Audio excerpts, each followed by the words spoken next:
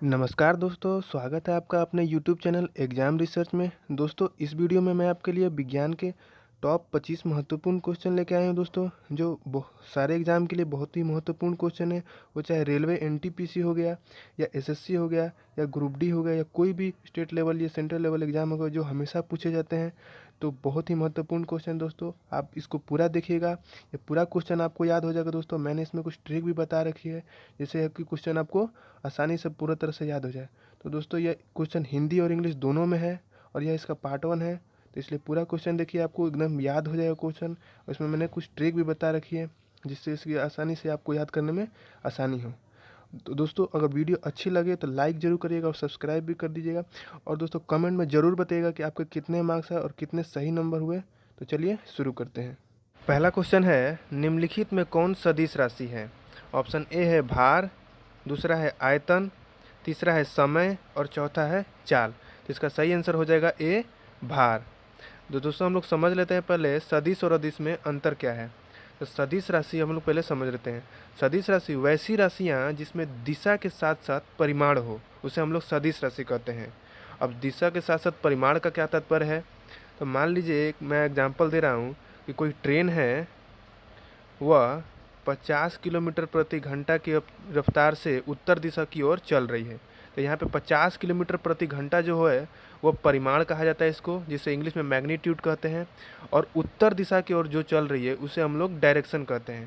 तो इसलिए हम लोग कह सकते हैं कि वेग जो है एक प्रकार से सदिश राशि है। अब हम लोग समझ रहे अदिश राशि किसे कहते हैं। तो वैसी राशियाँ जिसमें सिर्फ और सिर्फ परिमाण हो, दिशा नहीं हो, उसे हम लोग अदिश राशि कहते हैं। जैसे एग्जाम्पल के तौर पर समझ लीजिए, समय। समय एक प्रकार से अदिश राशि होती है। मान लीजिए मैंने कहा 10 मिनट। 10 मिनट क्या? 10 मिनट उत्तर, 10 मिनट दक्षिण, ऐसा नहीं ना बोलते हम लोग। हम लोग बोलते हैं 10 मिनट या 5 घंटे या 10 घंटे। इसलिए समय एक प्रकार से अदिश राशि है। या मान लीजिए वॉल्यूम हो गया, जिसे हम लोग आयतन बोलते हैं। मान लीजिए 1 लीटर या 5 लीटर, ऐसा थोड़े बोलते हैं 1 लीटर उत्तर की ओर, 1 लीटर पश्चिम की ओर, ऐसा नहीं ना बोलते हैं। इसलिए एक प्रकार से वॉल्यूम जो होता है, आयतन, एक प्रकार से अदिश राशि है। इसमें दिशा नहीं है, सिर्फ और सिर्फ मैग्नीट्यूड है, जिसे हम लोग अदिश राशि कहते हैं। तो चलिए अब हम समझ लेते हैं कि भार एक प्रकार से सदिश राशि कैसे है। तो समझने वाली बात है कि कोई किसी भी वस्तु का जो भार होता है हमेशा पृथ्वी की दिशा की ओर लगता है, यानी नीचे की ओर लगता है। मान लीजिए मैं एग्जांपल दे रहा हूँ, कोई वस्तु है जिसका वेट है 10 kg, तो इसका डायरेक्शन क्या होगा? नीचे की ओर होगा। तो इसलिए भार जो होता है किसी भी वस्तु का हमेशा पृथ्वी की ओर लगता है। इसलिए हम लोग इसमें पृथ्वी की ओर लगता है, यानी दिशा मिल गया। और किसी भी वस्तु का जो मान लीजिए 10 kg का, तो ये मैग्नीट्यूड मिल गया, परिमाण मिल गया। तो इसलिए भार एक प्रकार से सदिश राशि में इसको हम लोग गिनते हैं। अब हम लोग के यहाँ पे इसको याद रखने में दिक्कत होता है, तो इसके लिए मैंने आप लोग के लिए बहुत अच्छी ट्रिक बना दी है। सदिश और अदिश को आप लोग कभी नहीं भूलिएगा। तो ध्यान रखिए, ध्यान से इसको सुनिए कि जितने भी राशि हैं उनके पहले विद्युत धारा को छोड़कर उनके पहले व या ब, जितने भी राशि के पहले लगा है वह सब सदिश राशि में हम लोग उसको गिनेंगे। जैसे मान लीजिए वेग हो गया, बल हो गया, विस्थापन हो गया और आपका बलाघूर्ण हो गया, जिसे हम लोग टॉर्क कहते हैं। तो ये सब जो होते हैं सदिश राशि में हम लोग इसको गिनेंगे। इसलिए आप लोग इसको ध्यान रखिएगा। इससे सारा तो नहीं याद हो सकता, लेकिन बहुत आपको याद हो जाए, मैक्सिमम आपको याद हो जाएगा। एग्जाम में आप लोग भूलिएगा नहीं। तो विद्युत धारा को छोड़कर जितनी भी राशि उनके पहले अगर वह लगा हो तो उस सबको हम लोग सदिश राशि कहते हैं। ठीक है, तो चलिए हम लोग नेक्स्ट क्वेश्चन की ओर बढ़ते हैं। अगला क्वेश्चन है, धोवन सोडा का रासायनिक सूत्र है Na2CO3, जिसे हम लोग सोडियम बाइकार्बोनेट कहते हैं, Na2CO जिसे हम लोग सोडियम कार्बोनेट कहते हैं, CaCO3 जिसे हम लोग कैल्शियम कार्बोनेट कहते हैं, MgSO4 जिसे हम लोग मैग्नीशियम सल्फेट कहते हैं। तो इसका सही आंसर हो गया Na2CO3, जिसे हम लोग सोडियम कार्बोनेट कहते हैं। इसका नाम आप लोग ध्यान रखिए, क्योंकि कभी कभी नाम भी दे देता है कि सोडियम बाइकार्बोनेट का सूत्र क्या होगा या सोडियम कार्बोनेट का सूत्र क्या होगा, या पूछ देगा, नाम दे के पूछ देगा कि धोवन सोडा का रासायनिक नाम क्या है। आपको सोडियम कार्बोनेट दे देगा, इसमें सूत्र नहीं देगा। तो इसलिए नाम भी आप लोग ध्यान रखिएगा।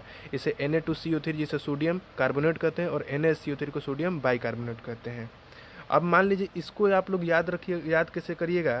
तो चलिए इसको भी याद करने में कभी कभी हम लोग कन्फ्यूज हो जाते हैं, इस दोनों में कन्फ्यूज हो जाते हैं, NaCO3 और Na2CO3 में। इसको याद करने के लिए कुछ करना नहीं। इसमें मान लीजिए कि NaHCO3 है और Na2CO3 है। ठीक है, तो दोनों में CO3 तो कॉमन है, मान लीजिए, ठीक है। और देखिए NaH हो गया एक, और Na2 हो गया एक। होता है नहाने वाला, जिसे हम लोग धुआं सोडा कहते हैं, या आप लोग ऐसे ही याद रखिएगा। और एक हो गया खाने वाला सोडा। तो देखिए नहाने वाला सोडा NaH से क्या होता है, नहाना, तो इसको इसमें नहीं रखना, इसको Na2 में रखना है, यानी Na2CO3। ये एक प्रकार से हो गया आपका धुआं सोडा हो गया। और NaH जिसमें नहाने वाला सेंटेंस जैसा रहा है, वो हो गया एक प्रकार खाने वाला सोडा। आप इसको ऐसे करके आप लोग ध्यान रखिएगा। ट्रिक है, आप लोग अपना से ही बना सकते हैं, लेकिन मुझे लगा कि ऐसे बता देना चाहिए, तो ऐसे भी याद हो सकता है कि बहुत सारे लोग को। तो चलिए नेक्स्ट क्वेश्चन की ओर देख लेते हैं हम लोग। अगला क्वेश्चन है, वसा में घुलनशील विटामिन है vitamin B12, vitamin K, vitamin C या विटामिन B। तो इसका सही आंसर हो जाएगा विटामिन K। विटामिन K जो होता है वसा में घुलनशील विटामिन होता है, और जो विटामिन B और विटामिन C जो होता है वो पानी में घुलनशील विटामिन होता है। तो इसको कैसे ध्यान रखेंगे, तो देखिए B और C जो होता है इसको हम लोग पानी में घुलनशील विटामिन कहते हैं, और vitamin A, vitamin K, vitamin E, vitamin A और विटामिन D, ये सब जो होता है, ये सब विटामिन जो होता है वसा में घुलनशील विटामिन होता है। अब इसको याद कैसे रखेंगे, तो देखिए वसा का मतलब क्या होता है, फैट होता है, फैट। अब इसको आप याद रखिएगा, विटामिन कौन कौन सा विटामिन वसा में घुलनशील है, तो विटामिन A, विटामिन K और विटामिन A और विटामिन E, यानी A K E और D, A K E D, यानी A K E D। अब देखिए आप ध्यान रखना, आपको कोई भी जिसमें वसा होता है वो मोटा आदमी होता है, ज़्यादातर देखा जाता है। तो मोटा आदमी में क्या होता है, मोटा आदमी में एक प्रकार से अकड़ होता है, अकड़। तो अकड़ होता है, तो अकड़ से हम लोग क्या बना, एक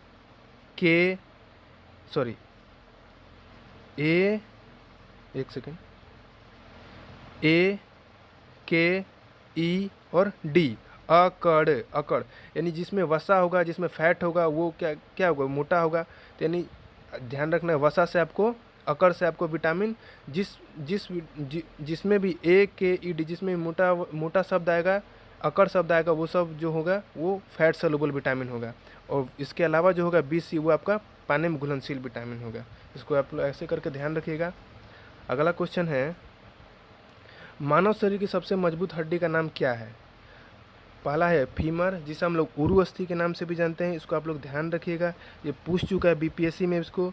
उसमें फीमर नहीं दिया था ऑप्शन में, उसमें उरु अस्थि दिया था, तो इसको आप लोग ध्यान रखिएगा कि फीमर को ही उरु अस्थि के नाम से जानते हैं।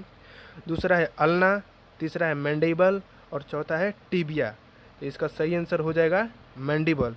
मैंडिबल जो होता है मानव शरीर की सबसे मजबूत हड्डी होती है, और यह जबड़े में पाई जाती है। यह जबड़े की हड्डी होती है, आप लोग इसको फिगर में भी देख सकते हैं। ये जो होती है, ये इसे हम लोग मैंडिबल कहते हैं। ये जबड़े की हड्डी जो होती है, ये मानव शरीर की सबसे मजबूत हड्डी में इसको हम लोग गिनते हैं, जिसे हम लोग मैंडिबल कहते हैं। इसका नाम आप लोग ध्यान रखिएगा। तो चलिए हम लोग आगे नेक्स्ट क्वेश्चन की ओर बढ़ जाते हैं। अगला है, DNA की खोज किसने की थी। DNA की खोज किसने की थी। पहला है एडवर्ड जेनर, दूसरा है ग्रेगर मेंडल, तीसरा है जॉनसन और चौथा है फ्रेडरिक मिक्सचर। तो इसका सही आंसर हो जाएगा फ्रेडरिक मिक्सचर। ध्यान रखिएगा दोस्तों, आप लोग यहाँ पे DNA की खोज वाटसन और क्रिक ने नहीं किया था। आप लोग ध्यान रखिएगा, बार बार आप लोग को ध्यान में रहता है, हमेशा आप लोग को ध्यान में रहता है कि DNA का खोज किया था कौन, तो आप लोग को वाटसन और क्रिक। DNA खोज वाटसन और क्रिक ने नहीं किया था। वाटसन और क्रिक ने DNA का मॉडल दिया था, DNA का डबल हेलिक्स मॉडल दिया था उन्होंने 1950 में। DNA का खोज जो किया था वह सर्वप्रथम फ्रेडरिक मिक्सचर ने 1860 ईस्वी में किया था। वाटसन और क्रिक ने सिर्फ उनका मॉडल दिया था।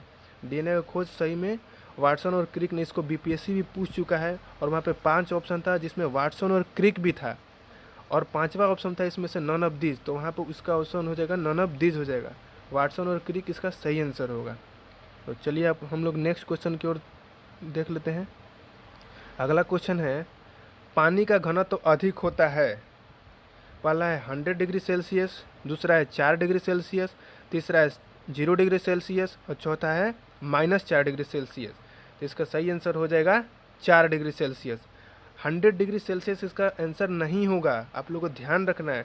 100 डिग्री सेल्सियस पर पानी उबलने लगता है। पानी जो होता है उबलता है। यहाँ पे 100 डिग्री सेल्सियस पर पानी का घनत्व तो अधिक नहीं होता है। किसी भी पानी का घनत्व अधिक होने का मतलब क्या है? डेंसिटी बराबर क्या होता है? Mass by volume. अगर वॉल्यूम ज़्यादा होगा तो डेंसिटी कम होगा, अगर वॉल्यूम कम होगा तो डेंसिटी कम होगा। यानी 4 डिग्री सेल्सियस पर सबसे किसी वस्तु का अगर वॉल्यूम कम रखेंगे तो डेंसिटी ऑब्वियस बात है कि ज़्यादा होगा। 100 डिग्री सेल्सियस इसका आंसर नहीं होगा। घनत्व में और उबलने में दोनों में अंतर होता है। अगर उबलना पूछे तो 100 डिग्री सेल्सियस होगा और घनत्व पूछे तो 4 डिग्री सेल्सियस होगा। ठीक है, तो चलिए अगला क्वेश्चन देख लेते हैं हम लोग। अगला है, प्रोटॉन की खोज किसने की थी? ऑप्शन ए है रदरफोर्ड, दूसरा है गोल्डस्टीन, तीसरा है चैडविक और चौथा है थॉमसन। तो इसका सही आंसर हो जाएगा गोल्डस्टीन। यहाँ पे आप लोग ध्यान रखिए कि रदरफोर्ड जो थे, प्रोटॉन का उन्होंने नामकरण किया था, लेकिन प्रोटॉन को जो खोजा था सर्वप्रथम वो गोल्डस्टीन ने खोजा था 1886 ईस्वी में। रदरफोर्ड ने उनका नाम रखा था। एक्चुअली हुआ था क्या, जो गोल्डस्टीन थे रदरफोर्ड के ही लैब में काम करते थे, एक प्रकार से कह सकते हैं कि उनके स्टूडेंट थे। जब उन्होंने प्रोटॉन को खोजा तो उनको इसके बारे में पता नहीं था। जब खोज के उन्होंने रदरफोर्ड के पास ले गए तो उन्होंने इसका नाम जो रखा था प्रोटॉन रखा था। इसलिए आपको कभी कभी एग्ज़ाम में गोल्डस्टीन के अलावा रदरफोर्ड देखने को मिलता है, तो वहाँ पे आपका रदरफोर्ड टिक करना है। अगर रदरफोर्ड और गोल्डस्टीन दोनों हो तो आप गोल्डस्टीन को टिक करिएगा, क्योंकि गोल्डस्टीन प्रोटॉन को खोजे थे और रदरफोर्ड उसका नामकरण किए थे। ये आप लोग ध्यान रखिएगा। तो चलिए अब हम लोग अगले क्वेश्चन की ओर चल लेते हैं। अगला क्वेश्चन है, ध्वनि की चाल अधिकतम होती है किस में? वायु में, निर्वात में, जल में या इस्पात में? इसका सही आंसर हो जाएगा इस्पात में। ध्वनि पहले हम लोग समझ लेते हैं। ध्वनि तरंग जो होती है एक प्रकार से अनुदैर्ध्य तरंग होती है, जिसे हम लोग लॉन्गिट्यूडनल वेव कहते हैं। लॉन्गिट्यूडनल वेव का मतलब क्या होता है? अनुदैर्ध्य तरंग का मतलब क्या होता है? अनुदैर्ध्य तरंग वैसी तरंग जिसे चलने के लिए किसी माध्यम या किसी मीडियम की आवश्यकता पड़ती है, उसे हम लोग अनुदैर्ध्य तरंग कहते हैं या लॉन्गिट्यूडनल वेव कहते हैं। अब मान लीजिए स्पेस में कभी भी आप लोग बोलिएगा तो इधर उधर सुनाई नहीं देगा, क्योंकि स्पेस में कोई माध्यम नहीं होता है। इसलिए ध्वनि तरंग जो होती है एक प्रकार से अनुदैर्ध्य तरंग होती है, और इस्पात में आपको माध्यम है, इस्पात जिसे हम लोग स्टील कहते हैं, इसका सही आंसर हो जाएगा। तो चलिए अब हम लोग अगले सवाल की ओर चल लेते हैं। अगला है, टेलीविज़न की खोज किसने की थी? पहला है जेएल बेयर्ड, दूसरा है डब्ल्यू रैमसे, तीसरा है रॉबर्ट माल्के और चौथा है विक्टर हेस। तो इसका सही आंसर हो जाएगा जेएल बेयर्ड। जेएल बेयर्ड जो थे वो स्कॉटलैंड के रहने वाले एक मैकेनिकल इंजीनियर थे, जो 1926 में उन्होंने टेलीविज़न की खोज की थी। ठीक है, तो इसको आप लोग ध्यान रखिएगा कि टेलीविज़न की जो खोज की थी 1926 में जेएल बेयर्ड द्वारा की गई थी। तो चलिए अब हम लोग नेक्स्ट क्वेश्चन की ओर बढ़ लेते हैं। अगला है, चींटियों में पाया जाने वाला अम्ल है लैक्टिक अम्ल, दूसरा है साइट्रिक अम्ल, तीसरा है फॉर्मिक अम्ल, चौथा है एसिटिक अम्ल। तो इसका सही आंसर हो जाएगा फॉर्मिक अम्ल। देखिए, लैक्टिक अम्ल जो होता है वो दूध में पाया जाता है, साइट्रिक अम्ल जो होता है वो नींबू में पाया जाता है, और फॉर्मिक अम्ल जो होता है वो चींटियों में पाया जाता है, और एसिटिक अम्ल जो होता है आपका सिरका या आंवला में पाया जाता है। तो इसलिए इसका सही आंसर हो जाएगा फॉर्मिक अम्ल। तो चलिए हम लोग अगले क्वेश्चन की ओर चल लेते हैं। अगला है, यूरिया का रासायनिक सूत्र है NH4 होल ट्वाइस CO2 या NH2 होल ट्वाइस CO या NH4 होल ट्वाइस CO या NH2 होल ट्वाइस CO2। तो इसका सही आंसर हो जाएगा NH2 होल ट्वाइस CO यानी B। इसका फॉर्मूला होता है, सूत्र होता है CO, ये हो गया NH2 और ये हो गया NH2। तो ये इसका सूत्र होता है, स्ट्रक्चर होता है। और अगला, चलिए अगला क्वेश्चन की ओर चल लेते हैं हम लोग।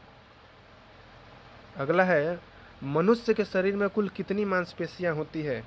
पहला है 565, दूसरा है 639, तीसरा है 656 और चौथा है 556। तो इसका सही आंसर हो जाएगा 639। हम लोग समझ लेते हैं कि मांसपेशी कहते किसे हैं। तो देखिए, कोशिकाओं से मिलकर बना होता है उत्तक। कोशिकाओं के समूह को हम लोग उत्तक कहते हैं, और उत्तकों के नरम समूह को ऊतकों के नरम भाग को या नरम समूह को हम लोग मांसपेशी कहते हैं। यह अधिकतर जानवरों में पाई जाती है, मतलब जानवरों में इसकी संख्या बहुत ज़्यादा होती है। मांसपेशियों की संख्या बहुत होती है, अप्रोक्स ये 700 के अप्रोक्स होती है, लेकिन एवरेज जो डाटा है 639 इसका सही है। कभी कभी एग्जाम में आपको 656 भी दे देगा 639 की जगह पर, तो वहाँ पे 656 टिक करना है, लेकिन अगर 639 भी रहे तो इसका सही आंसर हो जाएगा 639। मांसपेशियाँ जो होती है वो हड्डियों से डायरेक्ट कनेक्ट होती है, ये आप लोग ध्यान रखिएगा। तो चलिए हम लोग अगला क्वेश्चन देख लेते हैं। अगला है, मानव शरीर में पैर की हड्डी है, मानव शरीर में पैर की हड्डी है, ह्यूमरस तथा उरुअस्थि। देखिए ह्यूमरस जो होती है हाथ की हड्डी है, हाथ यानी बाजू की हड्डी होती है। उरुअस्थि अभी मैंने आपको पिछले क्वेश्चन में बताया था, उरुअस्थि जिसे हम लोग फीमर कहते हैं, ये जांग की हड्डी होती है, तो ये तो नहीं होगा।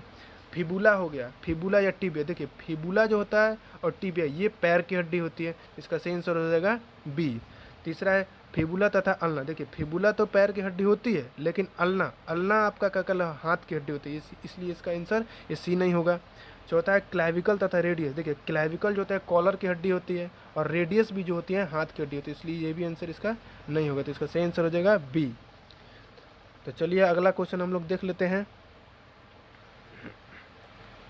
आप लोग देख भी सकते हैं यहाँ पे इसका चित्र है, जो ये आपका हो गया आपका ये जो मोटी वाली हड्डी होती है इसे हम लोग क्या कहते हैं, इसे हम लोग टिबिया कहते हैं, और ये जो पतली वाली जो हड्डी होती है इसे हम लोग फिबुला कहते हैं। आप याद कैसे रखिएगा, जो अंगूठे से सटी हड्डी होती है उसे हम लोग टिबिया कहते हैं, और जो अंगूठे से सटी नहीं होती उसे हम लोग फिबुला कहते हैं। अगर आप लोग दोस्तों हड्डियों को अगर बहुत बढ़िया से याद करना चाहते हो तो इससे रिलेटेड मैंने एक वीडियो बना चुका, उसमें मैं एक बढ़िया से एक ट्रिक के साथ आप लोग को एक हड्डियां याद करवा दूंगा। वहाँ पे एक ट्रिक मैंने बताई है कि आप भूलिएगा नहीं, एकदम जाके उसको देखिए आराम से। और मैंने हड्डियों पे एकदम बढ़िया ट्रिक बना रखी है, तो उसको आप लोग ज़रूर जाके देखिएगा। मैं इस वीडियो के डिस्क्रिप्शन में उसका लिंक भी दे दूँगा। तो चलिए अगला क्वेश्चन हम लोग देख लेते हैं। अगला है, सूर्य की किरणों की तीव्रता मापने वाले उपकरण को क्या कहते हैं? Name of the device measure the intensity of sun rays. तो पहला है एस्ट्रोमीटर, दूसरा है क्रेस्कोग्राफ, तीसरा है एनीमोमीटर, चौथा है बैरोमीटर। तो इसका सही आंसर हो जाएगा एस्ट्रोमीटर। एस्ट्रोमीटर जो होता है सूर्य की किरणों से निकलने वाली उसकी तीव्रता को मापता है कि वो उसकी इंटेंसिटी कितनी है। बी ऑप्शन है क्रेस्कोग्राफ। क्रेस्कोग्राफ जो होता है ना, क्रेस्कोग्राफ पौधों की गति को मापता है, पौधों की गति को मापता है। एनीमोमीटर तो आप जानते होंगे ये वायु की गति को मापता है। बैरोमीटर भी आप जानते होंगे वो ये वायु के दाब को मापता है। तो चलिए हम लोग अगले क्वेश्चन की ओर बढ़ लेते हैं। अगला क्वेश्चन है, हैली नामक धूमकेतु दिखता है, पहला है 40 साल पर, दूसरा है 464 साल पर, तीसरा है 604 साल पर, और चौथा है 76 साल पर। तो इसका सही आंसर हो जाएगा डी 76 साल पर। देखिए धूमकेतु होता क्या है पहले ये समझ लेते हैं हम लोग। देखिए धूमकेतु सूर्य के चारों ओर ग्रहों के समान चक्कर लगाने वाले धूल कण तथा बर्फों से बने हुए एक प्रकार से पिंड होते हैं, छोटे छोटे पिंड होते हैं जो सूर्य के सौर ग्रह में सूर्य के चारों ओर चक्कर लगाते रहते हैं। धूमकेतु सबसे पहले 8 मार्च 1986 को दिखा था, यह सबसे पहले, और यह हर एक हेली नामक जो धूमकेतु है 8 मार्च 1986 को सबसे पहले देखा था, और ये हर एक 76 साल पर ये जो है दिखता है। तो 8 मार्च 1986 को जब दिखा था, तो अब इसमें 76 साल अगर ऐड करिएगा तो ये अब हम लोग को 2062 में दिखेगा। ठीक है, तो आप लोग इसको ध्यान में रखिएगा। ये हमेशा पूछता है कि हेली नामक धूमकेतु कब दिखा था, तो ये 1986 को दिखा था, और पूछेगा कब अब दिखेगा, तो ये 2062 को दिखेगा। ठीक है, तो चलिए हम लोग अगला क्वेश्चन देख लेते हैं। अगला है, प्लास्टर ऑफ पेरिस का रासायनिक सूत्र है। तो ऑप्शन ए है CaSO4 × 5H2O, दूसरा है 2CaSO4 × H2O, तीसरा है CaSO4 × 2H2O, और चौथा है CaSO4 × MgO। तो पहले हम समझ लेते हैं प्लास्टर ऑफ पेरिस होता क्या है। देखिए प्लास्टर ऑफ पेरिस जो होता है, डॉक्टर कभी भी हाथ पैर या किसी का टूटता है तो जो लगाया जाता है, जो लेप जो होता है उजला उजला कलर का, उसी को हम लोग प्लास्टर ऑफ पेरिस कहते हैं। यह हड्डियों के लिए बहुत ही लाभदायक होता है, यह हड्डियों को सीधे जोड़ने में, इसकी हड्डियों को जोड़ने में यह काम करता है। इसका सही आंसर हो जाएगा बी 2CSO4 इंटू H2O। ये कहीं कहीं आपको देखने को मिल जाएगा 2CSO4 नहीं मिलेगा, ये आपको CaSO4 इंटू हाफ H2O के रूप में भी मिल जाएगा। तो अगर इसको दोनों तरफ आप 2 से गुना करिएगा तो ये यही निकल के आएगा। तो इसलिए आपको ध्यान रखिएगा, कहीं कहीं 2CaSO4 H2O दे देगा या कहीं कहीं CaSO4 इंटू हाफ H2O दे देगा, तो दोनों वही है, आप लोग इसको ध्यान रखिएगा। तो चलिए हम लोग अब नेक्स्ट क्वेश्चन की ओर बढ़ लेते हैं। अगला है अम्लीय वर्षा का पीएच मान कितना होता है। पहला है 5.5, दूसरा है 12.5 से ज़्यादा, या तीसरा है 7.1 और चौथा है 8.5। तो इसका सही आंसर हो जाएगा 5.5 से कम, 5.5 या 5.5 से कम। देखिए अम्लीय वर्षा कह रहा है ना, अम्लीय वर्षा आप लोग जानते होंगे पीएच मान जो क्या होता है, किसी भी वस्तु का पीएच मान कैसे डिसाइड करते हैं।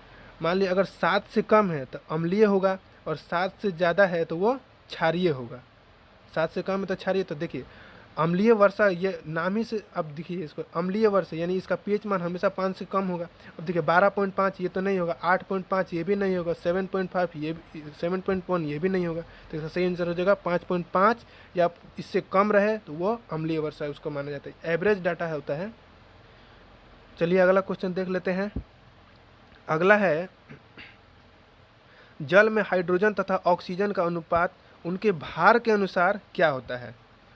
इसका सही आंसर हो जाएगा 1:8। देखिए आप लोग ध्यान रखिएगा, यहाँ पे आप लोग गलती कर देते हैं। जल कहा H2O, तो आप लोग 2:1 कर देंगे।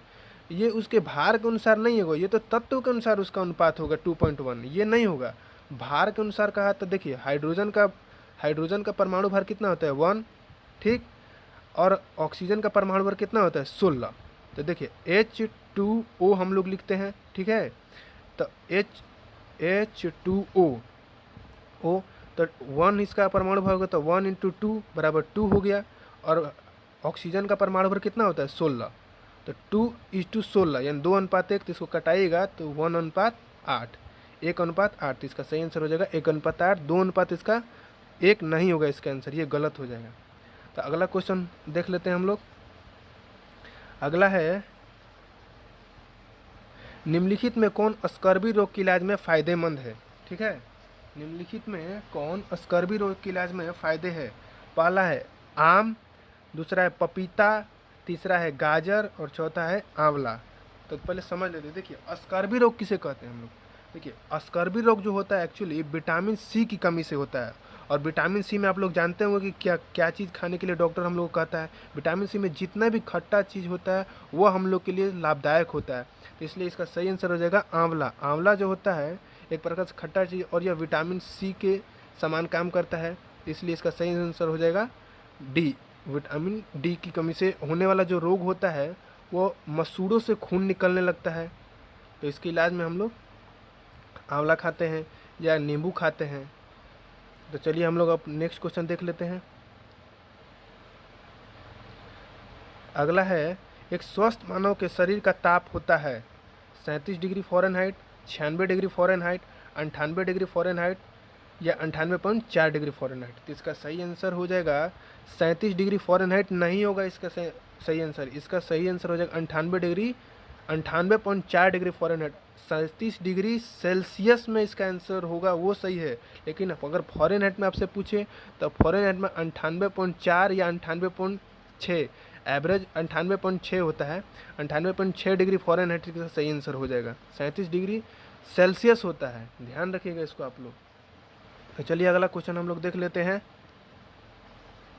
अगला है नाभिक का आकार होता है 10⁻⁻10 मीटर, या दूसरा है 10⁻⁻9 मीटर, तीसरा है 10⁻⁻3 मीटर, चौथा है 10⁻⁻15 मीटर।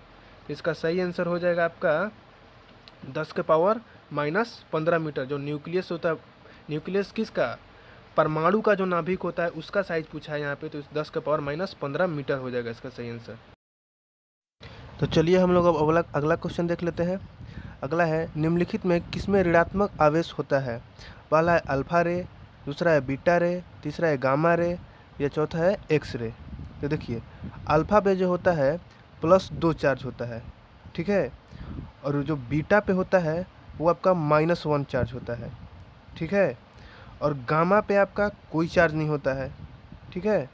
एक्सरे पे कोई चार्ज नहीं होता है, कोई चार्ज नहीं होता, ये बिना चार्ज के होता है। तो इसका सही आंसर हो जाएगा बीटा, यानी बी। इसका सही आंसर बी हो जाएगा। तो चलिए अगला क्वेश्चन हम लोग देख लेते हैं। अगला है 23 नंबर। डीएनए में पाया जाता है डीएनए पाया जाता है गोल्जी बॉडी, जिसे हम गोल्जी काय कहते हैं, माइटोकॉन्ड्रिया, सी है लाइसोसोम और डी है राइबोसोम। तो इसका सही आंसर हो जाएगा बी, माइटोकॉन्ड्रिया में। डीएनए जो होता है माइटोकॉन्ड्रिया में पाया जाता है।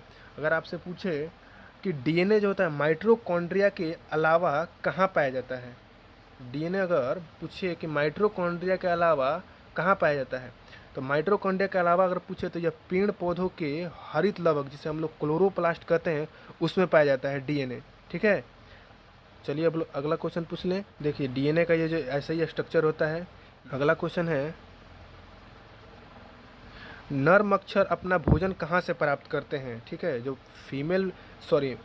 मेल मॉस्क्यूटो हैं वो कहाँ से अपना भोजन प्राप्त करते हैं। तो आपका ऑप्शन है पहला कूड़े कचरे से, दूसरा है मानव के रक्त से, या तीसरा है पेड़ पौधों से, या चौथा इनमें से कोई नहीं। तो देखिए पहले समझिए यहाँ पे, जो देखिए कभी भी जो हम लोग को जो मच्छर काटता है वो मेल मच्छर नहीं होता है, वो एक प्रकार से फीमेल मच्छर होता है। मेल मच्छर कभी भी मनुष्य का खून नहीं पीता है। मनुष्य का जो खून पीता है वो हमेशा फीमेल मच्छर होती है। मेल मच्छर जो होता है वो हमेशा पेड़ पौधों के जो छाल होते हैं उसका रस पीते हैं। इसलिए वो लोग ध्यान रखिएगा, कभी भी हम लोग को जो मच्छर काटता है वो हमेशा फीमेल होती है, वो मेल नहीं होता है। तो इसलिए इसका सही आंसर जो हो जाएगा इसका पेड़ पौधों से होता है, ठीक है। चलिए अगला क्वेश्चन हम लोग देख लेते हैं। वायरस द्वारा होने वाला रोग है, पहला है टाइफाइड, दूसरा है कलरा, तीसरा है जुकाम और चौथा है टिटनस। तो इसका सही आंसर हो जाएगा जुकाम। जी हाँ दोस्तों, जुकाम जो होता है वायरस द्वारा होता है। आप लोग ये मत दिमाग में रखिएगा कि जुकाम जो होता है ये एक प्रकार से बैक्टीरिया द्वारा होता है, जीवाणु द्वारा होता है। नहीं, ये एक वायरस द्वारा, वायरल बीमारी है जुकाम, जो वायरस के द्वारा होता है, ठीक है। तो थैंक यू दोस्तों। उम्मीद करता हूँ कि वीडियो आपको काफ़ी अच्छी लगी होगी, क्योंकि इसमें से दोस्तों बहुत ही मेहनत से मैंने आपके लिए वीडियो बनाया है ताकि आपको पूरी तरह से क्वेश्चन अच्छी तरह से याद हो जाए। तो दोस्तों अगर वीडियो अच्छी लगी होगी तो दोस्तों लाइक ज़रूर कर दीजिएगा, और दोस्तों सब्सक्राइब भी जरूर कर दीजिएगा, ताकि मैं ऐसे ही अच्छी अच्छी वीडियो आपके लिए लाते रहूँ, ताकि आपको एग्ज़ाम में आपको सहायता मिले इसे याद करने में। सो तब तक के लिए धन्यवाद, थैंक यू। मैं आगे भी ऐसे ही वीडियो लाते रहूँगा, और कमेंट में ज़रूर दोस्तों बताइएगा कि आपके कितने मार्क्स सही हुए, और मैं किस टॉपिक पे वीडियो बनाई। सो तब तक के लिए धन्यवाद, थैंक यू।